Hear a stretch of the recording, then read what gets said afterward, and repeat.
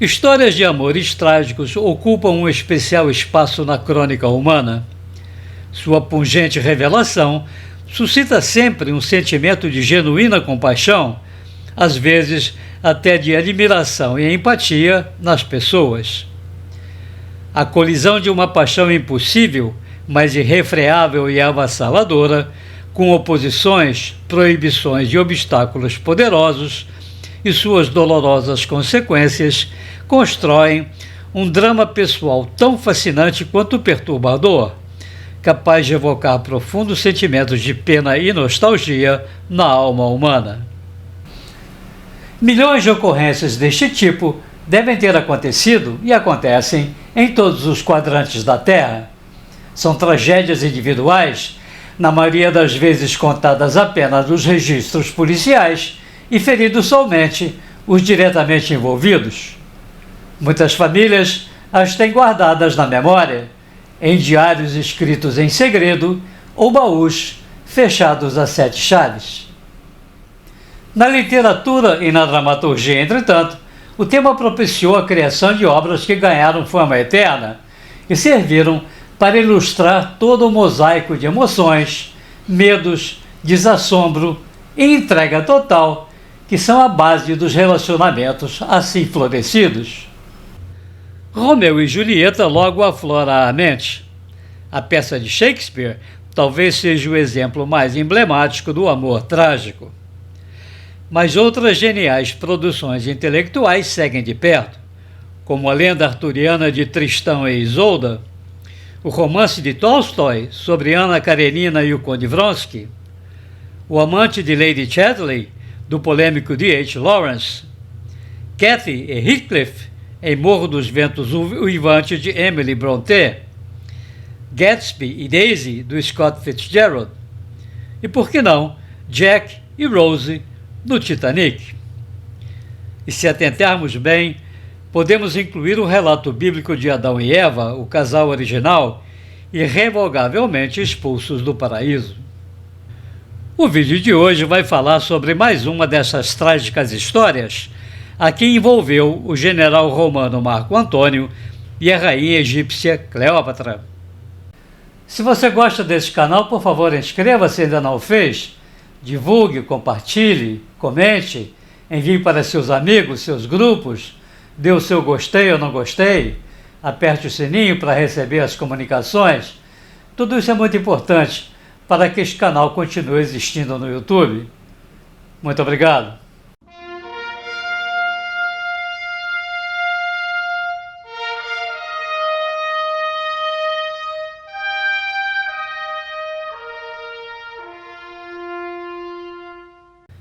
Marco Antônio nasceu no ano 83 a.C., durante o que seria considerado mais tarde o período terminal da República Romana e da transição para o Império.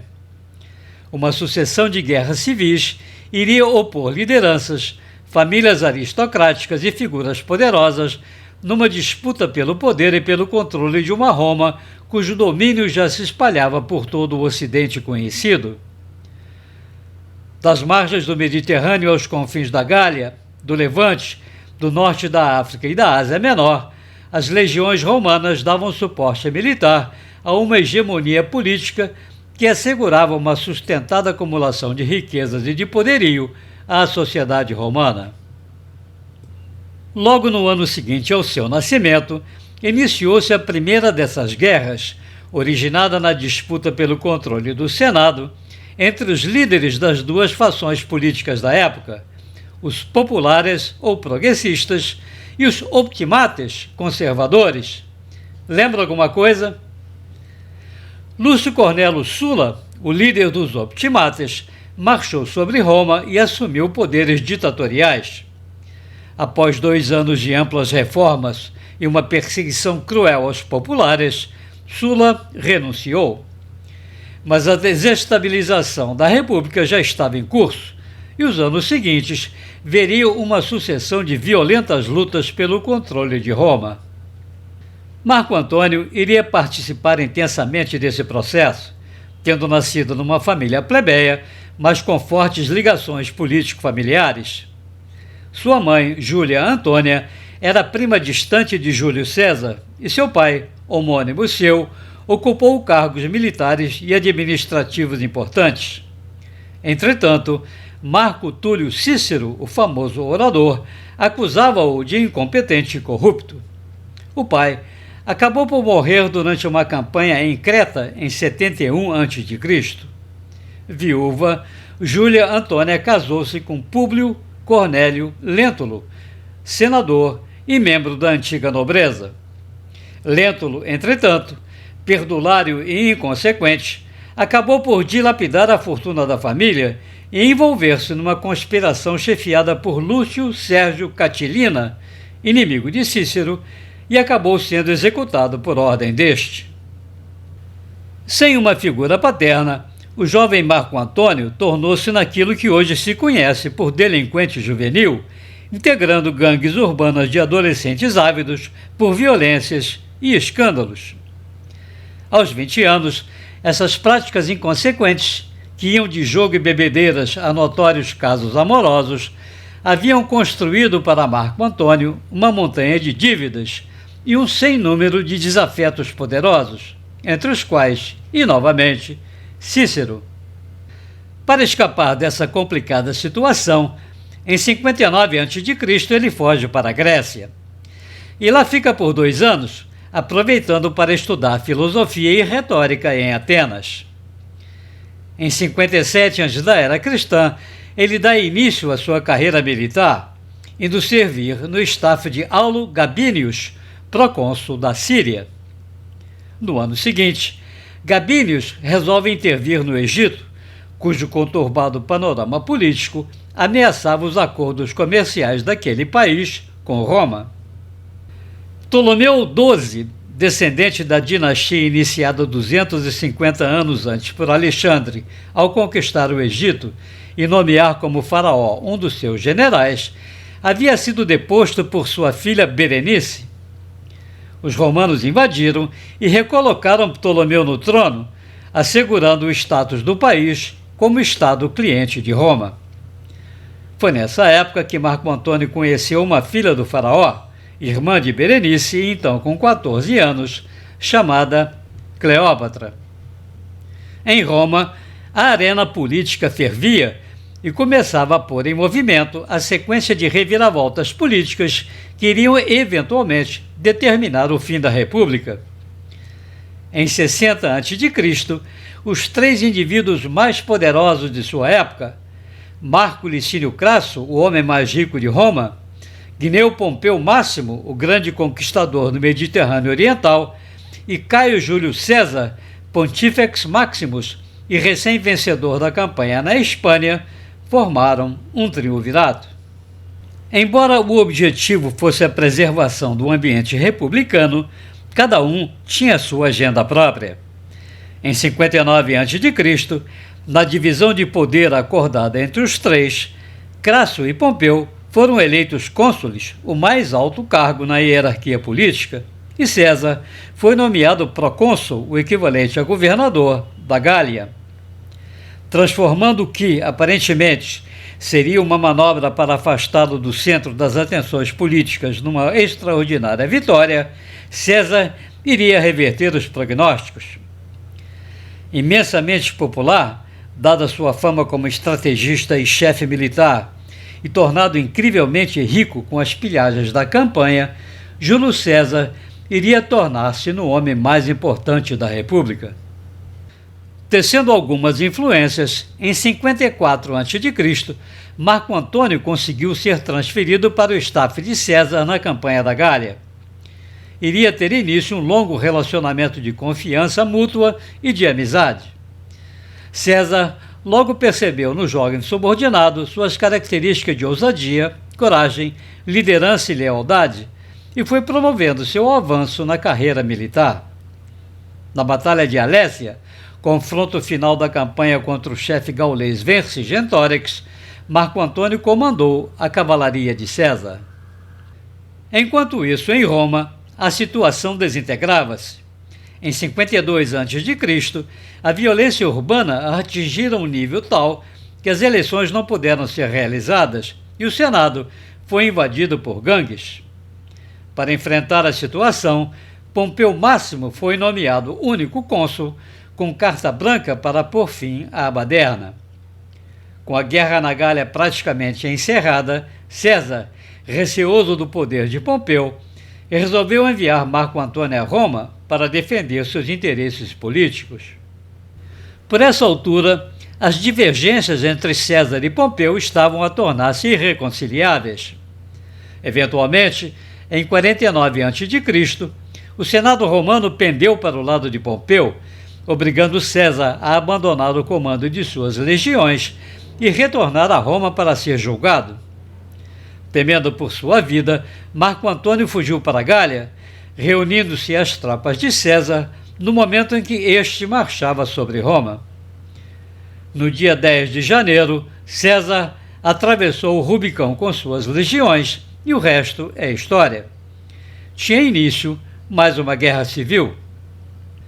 Nesse meio tempo, do outro lado do Mediterrâneo, Ptolomeu XII, o faraó reconduzido ao trono pelos romanos, havia morrido em 51 a.C., deixando como herdeira do trono sua filha Cleópatra, então com 19 anos.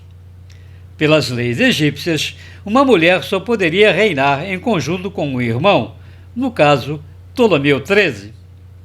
Logo, entretanto, evidenciou-se o desejo de Ptolomeu de reinar sozinho, e uma disputa entre irmãos teve início. Quando a guerra civil em Roma terminou com a vitória de Júlio César, o derrotado Pompeu procurou asilo no Egito, haja vista a relação de amizade que sempre existira entre ele e o pai de Cleópatra. O filho, entretanto, mandou assassinar Pompeu logo à sua chegada, imaginando que assim asseguraria a aliança de César na disputa contra a irmã. O efeito foi exatamente o contrário. Indignado com a atitude de Ptolomeu XIII, César partiu para o Egito com o objetivo de puni-lo pela eliminação de Pompeu que, embora seu rival, merecia-lhe respeito. Aí entra também uma história de sedução. Há várias controvérsias sobre o aspecto físico de Cleópatra. Ficcionalizada como uma mulher extraordinariamente bela, reproduções de seu rosto em moedas e esculturas da época fazem acreditar que talvez não fosse tanto assim. Mas, padrão de beleza ou não, é indiscutível seu poder de atração sobre os poderosos homens que cruzaram seu caminho.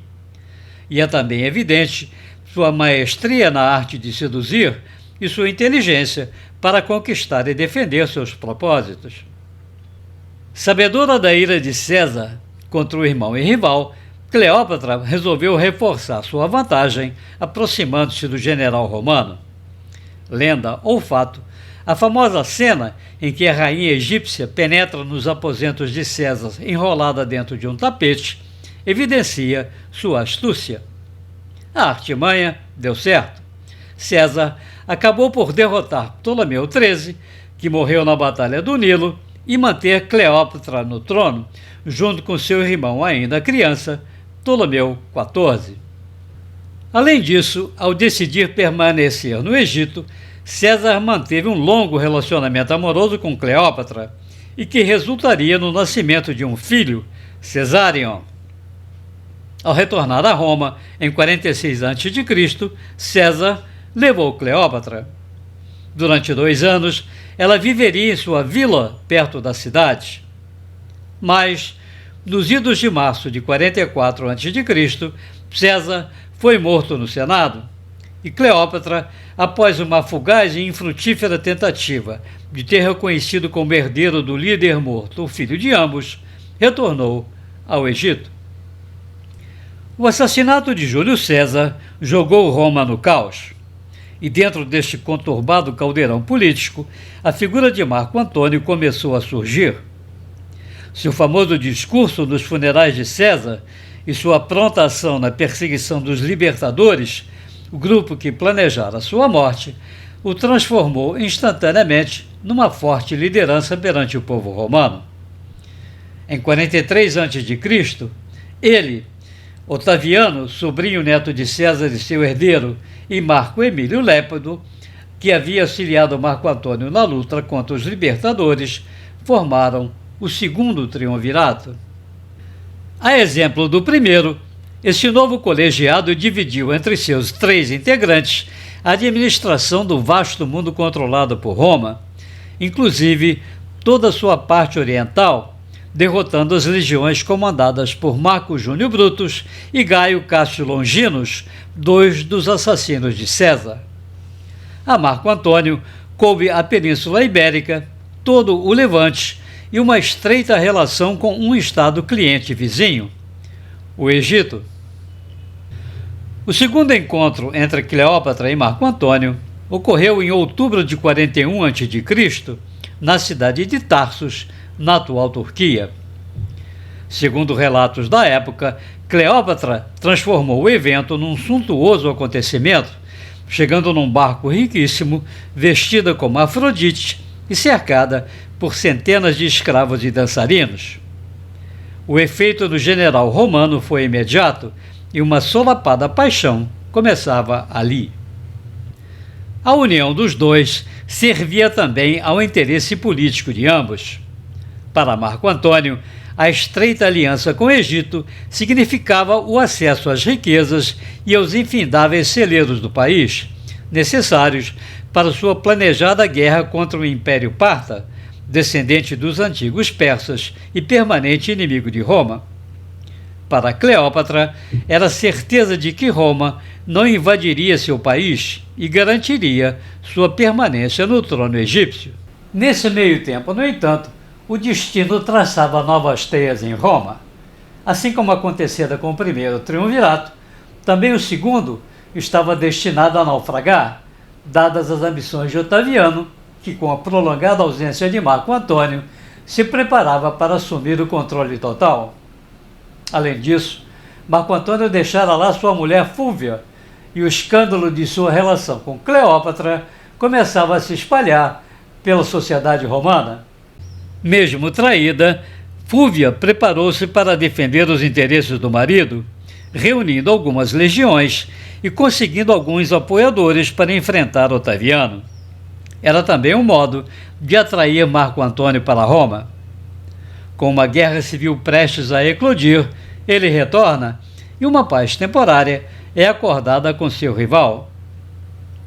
Enquanto as negociações têm em curso, em setembro de 40 a.C., Fúvia morre de um mal súbito e pouco explicado.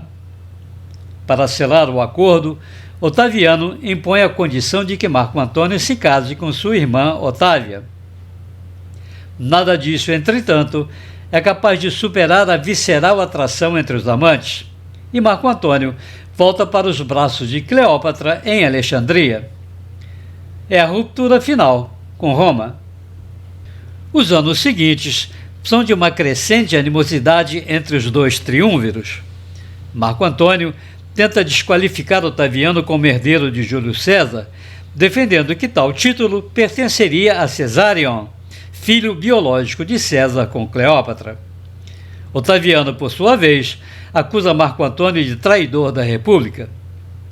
A derrota deste na guerra contra os partas não ajuda e, aos poucos, a balança do poder pende em favor de Otaviano.